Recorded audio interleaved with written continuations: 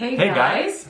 Welcome back to our channel. If you are new here, my name is Alexis. And I'm Louis. And together we make videos about Swiss travel and living. So if that sounds interesting to you, click the subscribe button and stick around. In this video, you saw it in the description, we are going to be talking about all things Grindelwald. So this is a really popular destination in Switzerland, and for good reason. Yes, it's beautiful. It's a great alternative to Interlaken if you've already visited there or just want to stay somewhere else. It's at the foot of the Jungfrau and really accessible to a lot of different activities and sites that you might be considering in Switzerland. So in this video, we're going to cover the top 10 things that we think will be the perfect itinerary. You can do it over 2 days if you're really active, but we would recommend doing it over 3 days. And we think it's just the perfect way to spend some time in Switzerland. We've tried to make this video a few times, so you're going to see footage over a few different trips to Grindelwald. We love it. In some different seasons. We love it, and it's a great destination to visit all times of the year. We get that question a lot, so you'll see footage from spring, from winter, from fall, but we'll go through our top 10 recommendations, and hopefully that's helpful to you in planning your trip. Let's get into it. So for the purpose of this video, we're going to give you our recommendation for a 3-day itinerary. And the reason we're doing this is because we recommend that you get the Top of Europe pass. So this is a trade pass for the Jungfrau, Grindelwald, Interlaken region. So most of the transportation, or even all of the transportation we'll be talking about in this video, will be included in that pass. I'll link in the description where to get this pass, and there's also a video linked here if you'd like to learn a little bit more about it. We compare and contrast some different passes in Switzerland. So the reason we're doing this is that Top of Europe pass is a minimum of 3 days.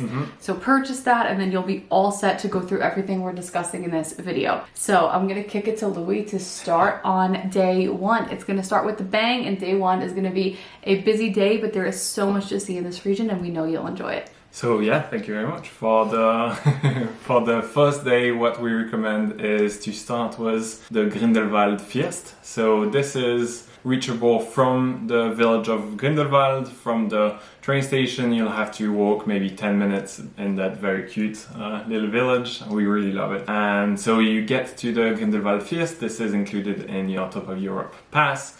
And we recommend you go all the way up, so you'll have gondolas all the time. You just get down and show your pass and get to the gondola. And so you'll have 3, I think, intermediary stations. You just stay put in the gondola, enjoy the scenery. You'll have beautiful views on the Eiger, on the mountains, on the valley. It's really, really nice, this little ride. It's quite long, it's 20 minutes, so you can enjoy and even have a little picnic. And when you're on the top, so at the First, the first activity that we would recommend is the Tissot cliff walk. So this is on the mountain, on the cliff actually of the mountain. You go all the way across. It's a little scary, it's still very manageable and very safe. And at the end you get to that quite famous place where you get sort of an opening on all the mountains of the region, and it's really beautiful. That was the first one that I would recommend in the Grindelwald First. What I recommend after the Tissot cliff walk is to go on the hike to the Bachalpsee. This lake is about an hour, I think, from Grindelwald First. It depends on your... Depends on how quickly you can hike. Alexis didn't really love the uphill, but it was only like the beginning, maybe the beginning 5-10 minutes, and then it was really manageable. You had kids that were on the hike. An hour, 15 minutes to get there, and then you have a beautiful view of the lake and an amazing scenery. It's kind of an infinity pool, this lake, and then you have the scenery. I really love it. So I would say this is to get to the lunchtime, and then you can have lunch there, picnic, and then come back. In First you have other activities that we would recommend, and this is actually going down one station below, and from there you have a lot of very cool activities. We tried the First glider, I think. So this is your harnessed and you go up and down, and it's really fun. You are flying basically, but there are 2 that you can do that are really fun. And from this intermediary station, then you have the possibility to either hike down, or you can take the gondola down, or if you are quite adventurous, you have the mountain bike cart. So they're essentially kind of like little go-karts, but they're not really motorized. They're just wheels because you're using the downward slope of the mountain to make you go down. So we saw kids doing this. It's really fun. The only thing I'll note is just this is obviously seasonal because in the winter this is not possible. So I'll put on the screen and I'll link in the description the different times of the year where these things are open at First. That's a good point, yes. Yeah, so some things are open year round. Some of the things we mentioned are only open for the quote unquote spring season. So we'll link everything in the description and put it on the screen, but there is things to do here all year round, winter, spring, summer. So any time of year you go, there's different activities to do. They just might be a little different. So just check it out before you go. And this is going to have filled up quite a lot of your day in Grindelwald. You can take more or less time. You can eat also at the restaurant on the top. But this is for us a beautiful day to spend in the First. You have a lot of activities to do, and this is our first day of our 3 days itinerary. So after a day full of hiking and going up to the First and lots of activities, you will need somewhere to stay. Our recommendation is the Hotel Kreuzenpost. This is really right next to the train station in Grindelwald. So assuming you're taking the train there, it is super easy to just get off the train, drop off your luggage, and then you're really right in the heart of everything. That was very convenient. We absolutely love this hotel. We stayed there when we were in Grindelwald. It's been family run for the past few generations, which we think is really, really nice. It's a small boutique hotel. They have a lot of Eiger view rooms. So if that's something you're interested in, you have really gorgeous rooms with a view of the Eiger. They also have a really great restaurant. So like really nice gastronomy if you're looking to just settle into the hotel, eat in the same place. You can do that all here. But the reason that we chose this hotel when we stayed in Grindelwald, and the reason that maybe some of you, I think, would be interested in it, they have a beautiful rooftop spa. So after a day full of hiking, your muscles might be sore, and this is a really great place to kind of just relax and unwind. So there's different saunas and hot tubs and a foot pool, and there's an outdoor terrace, and there's just a lot you can do to relax your body after a really kind of busy outdoorsy day. It's nice to be able to have all of that in your hotel. So check it out. We'll link it in the description. I think it's a really nice option that's well located, everything you need, and just a really friendly atmosphere. So day 2 is the big day. I know day 1 was really fun. We kept it more local to Grindelwald. Day 2 is going to be the day that I think a lot of you are considering staying in Grindelwald in the first place, and that is going to the Jungfrau. Yes. So the Jungfraujoch is the top of Europe. It's the highest mountain train in Europe. So this is why they call it top of Europe. It's quite an experience, and we really recommend it. That's why also we recommended the top of Europe pass. So to get to the Jungfraujoch, you have to get to the Grindelwald terminal, which is a little bit confusing because this is not the main train station close to the Kreuzenpost hotel. This is in a big terminal that has different gondolas that are going from, and this is 10 minutes away from Grindelwald by walk, 10-15 minutes. You can have a train that goes there or a bus, or you can just walk to the terminal, and from there you'll be able to take the Eiger Express. This was in itself, I think, a cool activity to do. It was a huge gondola that you can have like 25 people. It's really enormous. Brand new. It goes super fast, and you have a beautiful view on the whole region. You have a view on Grindelwald and then on some glaciers, and it goes into the mountain to the train that will take you to the top of Europe. So once you are at the Eiger Express terminal, you get to a train that will take you then to the Jungfraujoch. So once you get to the Jungfraujoch, it is really, really quite an experience. So unlike some of the other trains that take you to the tops of mountains in Switzerland, where you get out and then you're outdoors and you can kind of just walk around or go on a hike, it's very different at the Jungfrau. So most of what you will be doing will be, within this piece of infrastructure that is built. So there's a few things to note there. You're going up really, really high. That's no joke because you go up that altitude very quickly. So you feel it. Yeah. Once you get up there, you might be a little bit out of breath just walking up and down the staircases in the piece of, in the building. So just note that, take your time. Yes. Another thing to note is if you're doing this in the summer specifically, bring additional layers because there are places where you can go outside. There will be snow all year round. It will be much colder than where you departed from the terminal. So bring an extra jacket, something like that. If you go up in your summer clothes that you were wearing down in the village in Grindelwald, you will be very cold. So those are just two things to prepare you. So once you get up there, it's really exciting. There is so much to do. Yeah. It's very well indicated. There's a lot to see, but some of the highlights for us, there is a little museum and chocolate shop there. It's quite really cute. Yeah, it's really great if you have kids or if you just like chocolate, or it's really fun. There is a place, it's called the Sphinx, where you can actually walk out of the building and you can see the glaciers, and it's an elevator that takes you up. Yeah, it's amazing. You can go outside, you'll see the snow, you'll feel it, and you get a really nice view of everything. The fact that you can just get up there with the train is quite remarkable. There's also a really beautiful ice cave. So again, this is another great reason to pack layers, because you're walking through ice. It is it's really very close to freezing, if not just around freezing, the air temperature in there. But it's really beautiful. There's some ice carvings, and you can walk through the ice that's been carved out of the glacial ice. There's a lot to see at the Jungfrau. The last recommendation when you're planning this trip, we just have this on the second day because in our opinion, it's a nice activity to do for a full day versus like one of the travel days on either end of the trip. But there is a webcam. I'll link it in the description. So you can go ahead and check that out and switch the days around based on the weather, because if you happen to be there and you're lucky when it's sunny, it is really an amazing experience. A lot of this is indoors, so you can have a good time in any weather, but check out that webcam because it's a nice resource to have that you can predict the what weather it'll be. in advance, yes. So once you're done with the activities on the Jungfraujoch, I think you can spend at least 2 hours, maybe 3 up there. You will take a train down to Kleine Scheidegg. So I recommend doing something different than just taking the Eiger Express on the way down. You can go to Kleine Scheidegg. It gives you another view also of the region on the other side of the valley. And then you can take another train back to Grindelwald. And from there you will arrive slightly below Grindelwald, but that's walking distance to Grindelwald. If you are, like me, a fan of these summer luges, I don't know how you say in English. Like toboggans. Yes, there you go.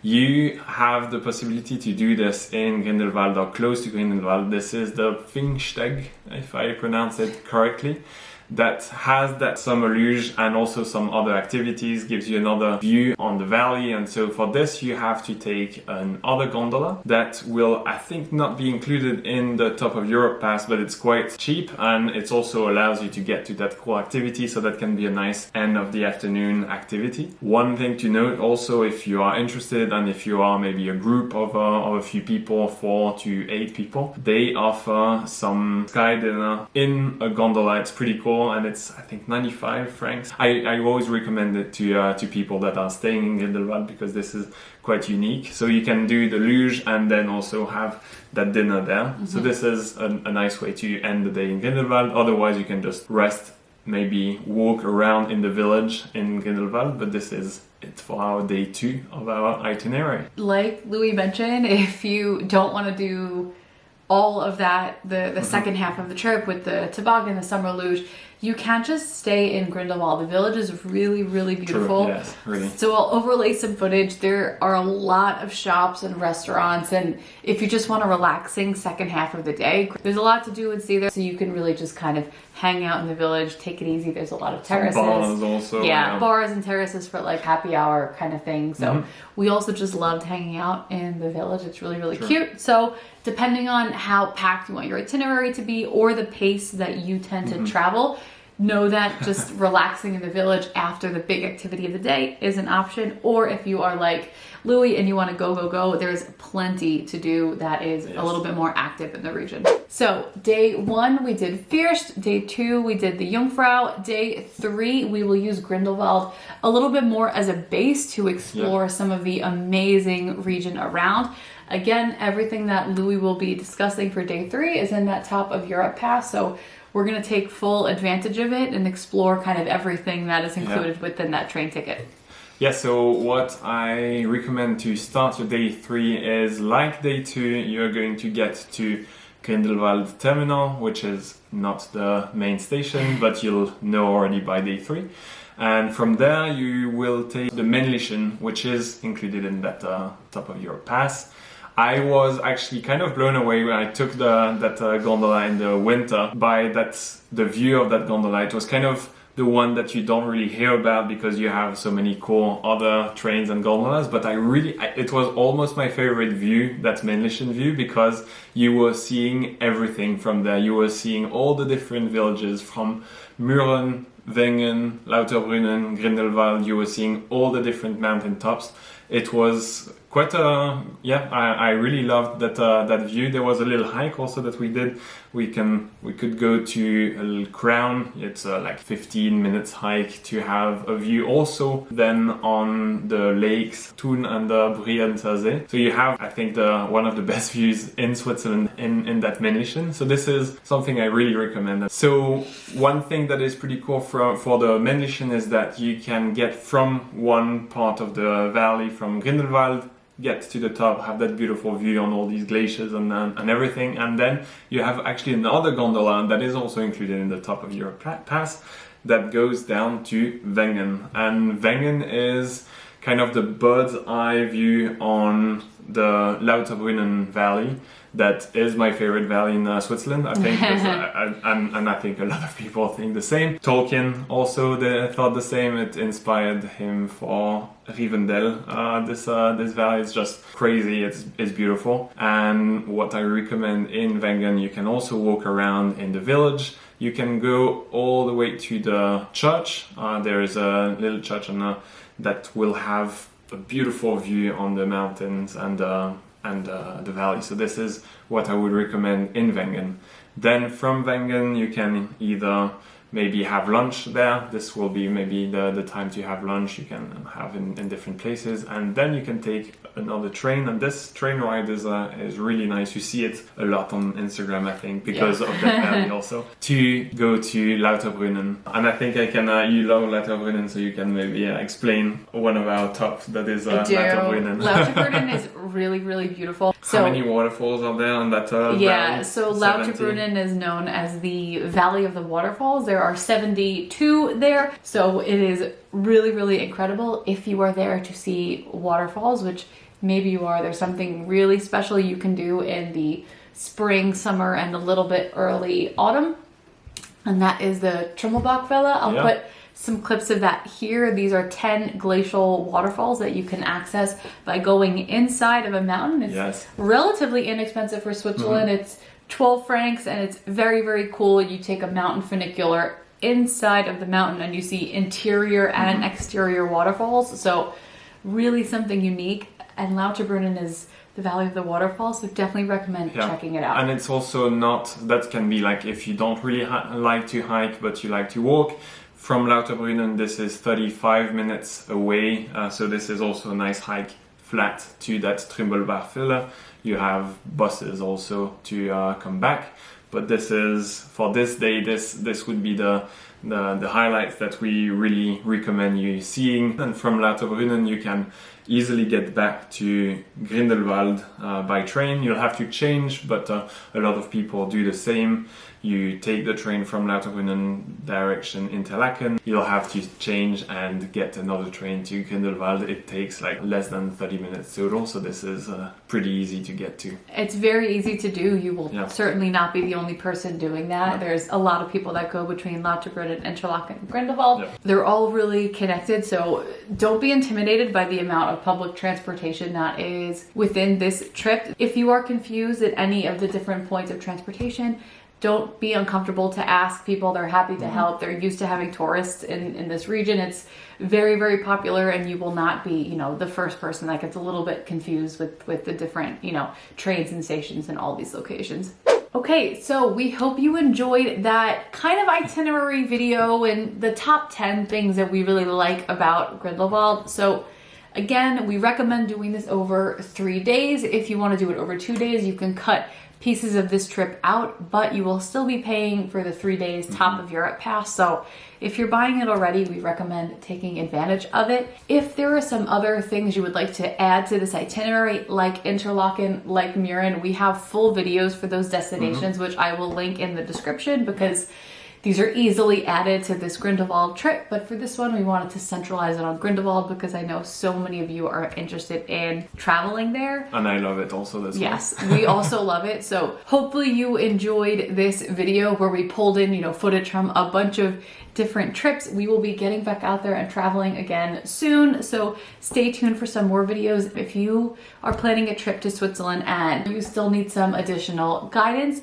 you can reach out to us by email or Instagram if you'd be interested in having us plan the trip for you. We have started offering this service and we're in the beta phase of testing it out before we fully launch a website. So if you think you might need an extra one-on-one help, I'll put our contact information here and you can reach out to us. That is it for this video. Hopefully you guys all come to Switzerland this summer, this winter, and we will see you in the next one. Bye guys. Bye guys. Hey guys, thanks for watching. Thanks for watching. If you want to see more videos like this, please make sure to like and subscribe. We'll see you soon.